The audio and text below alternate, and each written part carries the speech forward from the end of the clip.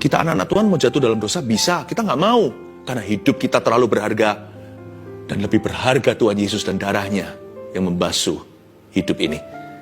Saya nggak mau sia-siakan kasih karunia. Tapi mereka disuruh nggak berdosa, nggak bisa.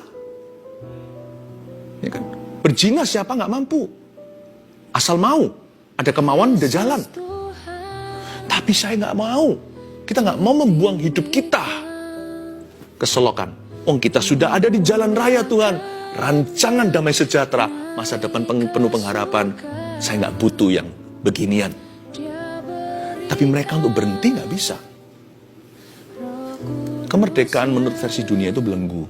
Tapi kemerdekaan atau alias kelegaan versi ayat 45 Mazmur 119, inilah kemerdekaan, kebebasan sejati. Aku hendak hidup dalam kelegaan. Kuncinya di mana? Sebab aku mencari titahmu. Kuncinya di sini. Kata sebab aku mencari titah-titahmu itu seperti bahasa Inggrisnya therefore. Bukan hanya because, bukan hanya karena atau sebab, tapi juga maka itu aku mencari titah-titahmu. Ini pedang bermata dua. Aku hendak hidup dalam kelegaan. Kalau aku mau bebas beneran, maka aku harus cari titah Tuhan. Kalau kita mau betul-betul mengalami kemerdekaan finansial contohnya, kemerdekaan finansial itu bukan berapa banyak duit yang kita punya. Banyak orang kaya raya adalah budak mamon. Miskin bisa saja bahagia di hadapan Allah karena mereka empunya kerajaan surga. Tapi nggak tentu juga. Ada orang miskin yang juga budak mamon. Makanya berani mencuri, berani berbohong. Tapi juga ada orang kaya yang generous. Seperti Yusuf Arimatea, seperti Abraham bahkan, Ishak, Yakub. Ada orang-orang yang berkeadaan. Ya, namun mereka berkenan seperti Ayub contohnya. Perjanjian baru ada banyak figur-figur. Jadi jangan pernah hakimi buku nilai dari cover atau dari halaman depannya. Jangan pernah menghakimi orang dari apa yang dia miliki atau tidak miliki. Kalau Anda mau lihat buahnya. Karena mereka, banyak orang asal mereka mengerti bagaimana menyenangkan Tuhan. Aku hendak hidup dalam kelegaan. Kalau kita mau betul-betul mengalami yang namanya kelegaan financial freedom, praktekkan firman. Hanya titah yang bisa memberimu merdeka. Saya mempraktekkan memberikan persembahan persepuluhan. Saya tidak paksa orang lain. Karena saya mengembalikan, itu mengajari saya. Itu tidak berguna bagi Tuhan, itu berguna untukku dan keluargaku. Supaya selalu tahu diri dari siapa semuanya ini. Saya mempraktekkan dalam keuangan memberi. Karena ada ayat di Amsal berkata, ada orang yang menghambur harta, bukan sia-sia atau foya-foya, tapi memberi dan menabur serta berbuat kasih.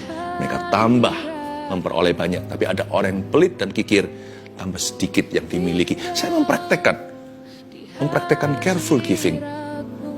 Kami mempraktekkan generosity atau kemurahan hati.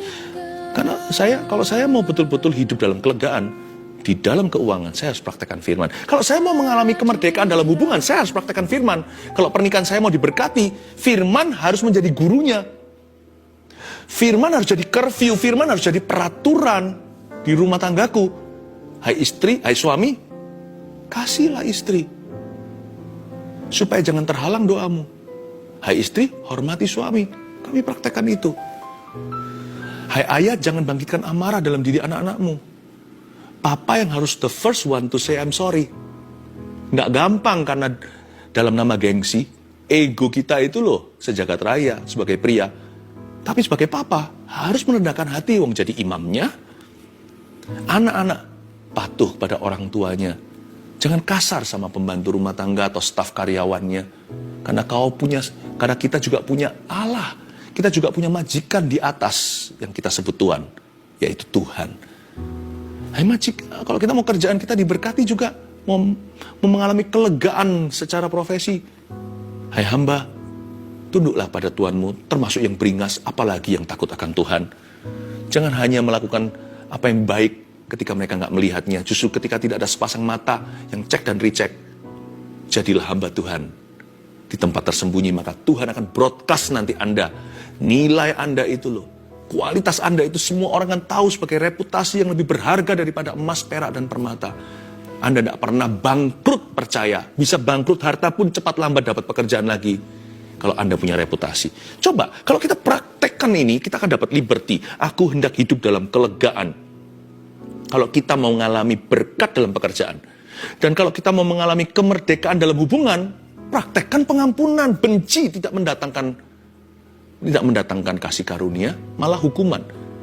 Kalau kita mau diberkati, mau nggak mau harus ampuni. Aku hendak hidup dalam kelegaan soal hubungan. Maka aku harus mencari titah Tuhan. Kalau aku ingin mengalami kemerdekaan dalam relationship, maka aku harus mencari firman-Mu. Itu dia. Dan terutama ya, kemerdekaan di sini liberty bicara soal hati.